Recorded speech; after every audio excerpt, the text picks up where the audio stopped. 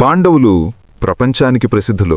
కాని 12 సంవత్సరాల వనవాసం తర్వాత ఇప్పుడు ఎక్కడ ఉండాలి అనే ప్రశ్న వాళ్లను వేధిస్తోంది. దానికి పరిష్కారం కోసం వారు శ్రీకృష్ణుణ్ణి ఆశ్రయిస్తారు. కృష్ణుడు వారికి విరాటరాజ్యం గురించి చెబుతూ అజ్ఞాతంగా చాలా జాగ్రత్తగా ఉండాలి అని హెచ్చరిస్తాడు. శ్రీకృష్ణుని ఆశీస్సులు తీసుకుని పాండవులు విరాటరాజ్యానికి చేరుకుంటారు. అక్కడ ధర్మరాజు ఇలా చెబుతాడు: 12 సంవత్సరాలు పూర్తయ్యాయి.